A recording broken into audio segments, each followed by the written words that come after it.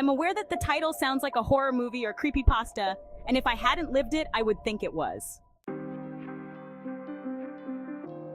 This is one of many stories that I have from working night shift at a laundromat in a bad area, and it's definitely the freakiest. So for context, my mom took a job years ago at a local laundromat because we knew the owner and needed extra money.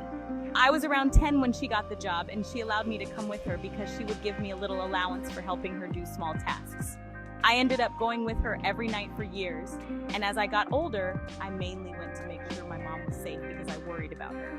We regularly dealt with angry customers refusing to leave, most of which were drunk or high, and we had to call the police a few times.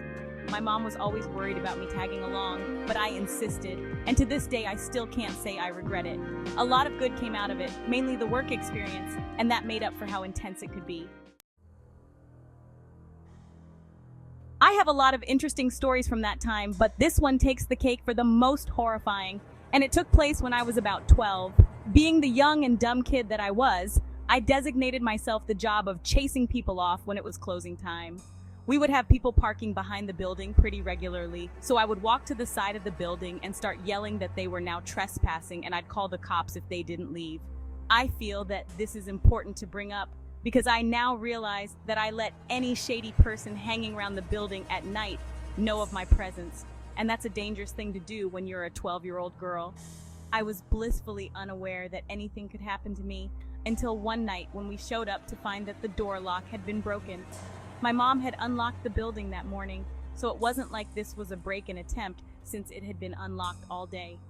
We were a bit shaken up, but my mom texted her boss to let him know about it and just told me to tell her if I saw anyone pull up. After about 30 minutes, I finished my few tasks and sat down to draw in my sketchbook. I had barely been sat down for a few minutes when I heard the door swing open, which startled me because normally people just knock when they see the very obvious closed sign. My mom noticed it too and yelled out that we were closed. I heard an older man's voice respond, explaining that he had just come in to use our drink machine. We normally let people in to use our snack and drink machines, so my mom told him he had a few minutes and went back into the closet to grab something. I was sat about 7 feet away from the drink machine, so I heard him walk up, but didn't really pay much attention to him. I continued to draw until I started getting the feeling that someone was watching me, and I realized didn't hear this guy put any money in the drink machine. I nervously glanced to my left and saw a tall man in his mid-60s staring right at me with a big smile on his face. I jumped a little, but forced an awkward smile back at him and directed my attention back to drawing. As soon as I did this, I heard what sounded like shuffling, and when I looked over again and he was closer, I didn't know what to do, so I tried to just not look at him, but every time I would look away, he would shuffle closer. His body was still facing the drink machine, but his neck was craned in my direction, and he wouldn't stop smiling and staring. I began shaking and panicking, and my eyes were darting back and forth between him and the closet door while I tried to plan a fast escape. I went to reach for my knife in my bag because I couldn't even imagine this man's intentions, and quickly realized that it was not there. I had left my knife at home when I needed it the most, and I was petrified. I decided to just stare back at him despite being terrified and trembling violently, and after what felt like an eternity, he suddenly broke eye contact and yelled to my mom to have a good night before turning around and walking out. Relief hit me instantly, and I tried to calm myself down after what had just happened. I thought I was finally safe and started to get up to go splash some water on my face when I saw him sit down on the bench outside. Panic and dread hit me like a brick, and I sprinted into the closet to hide. I filled my mom in on everything, and she told me to run to the car and she'd get between me and him and pepper spray him if needed.